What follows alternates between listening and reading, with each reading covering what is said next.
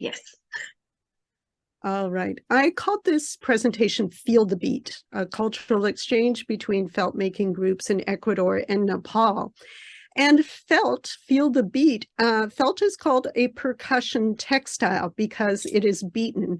Another percussion textile is tapa cloth that comes from the South Pacific Islands. So percussion textiles, things structure, well, they don't have a structure, actually. They're not woven or knit. They are constructed through this beating process. And I thought a lot about it. Being on campus, we have just so many resources to share knowledge, whether it's publishing a paper, attending a conference, being at an event like this. But what if I lived in a remote community and I wanted to learn something new? Well, these days, people certainly have access to smartphones, and therefore the internet and YouTube is a way to, we all learn things. We go, oh, I'm going to learn how to change the oil on my car. I'm going to look on YouTube. And so I had this idea of having a cultural exchange between two felt making groups that are really half a world away. Let's go to the next slide.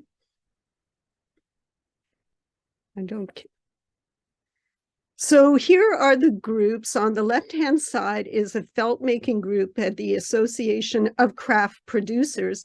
And on the right-hand side, women from the last handmade felt hat workshop. So there are other workshops that are making felt hats, but this is the last one doing them by hand. And I approached the groups, and they were interested in this idea. And here you see that in both cases, they're looking at the other group's product. And that's part of what sparked their interest. And with the Ecuadorian hats, in fact, I have one right behind me, so I'm going to pick it up.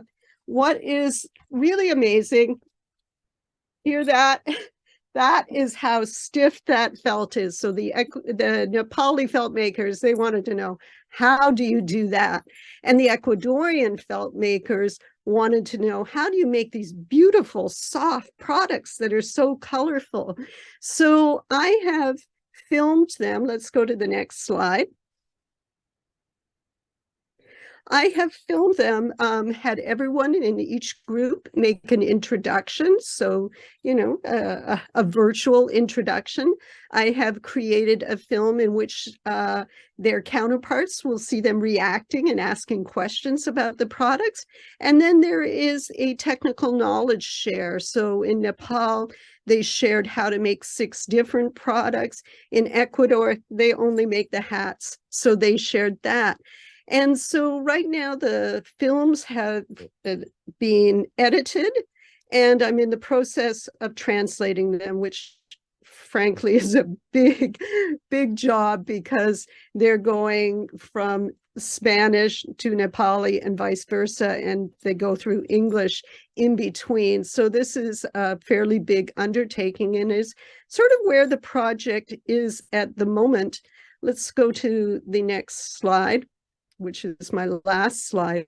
One of the things that I realized when I was in Nepal particularly is that the women in this group, they are workers as opposed to the designers of products. And so they are called in, they learn how a designer has invented a product, and they learn how to do it. And then they go back to their village and make it and teach other women to do it.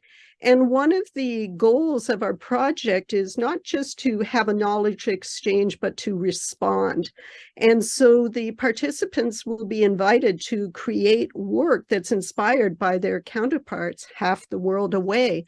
And I realized in particular that the women of ACP would have had no experience. They've always been told, do this. And so I was really fortunate that I was able to send an undergraduate student at winter break who had actually been an intern in the summer at ACP to do a creativity workshop with the women. And they're all holding up what are felt squares, which I could also show you, that are in my office, but it's no better than the picture you see here. And I think it was really empowering for the women to see that, I not only can I make, but I can create too. So I go back to the start of the talk. Feel the Beat is actually the name, the working title for an exhibition that's going to be in the Mecklenburg Textile Gallery in fall 24, where we will show the results of this exchange. So that's it. Thanks.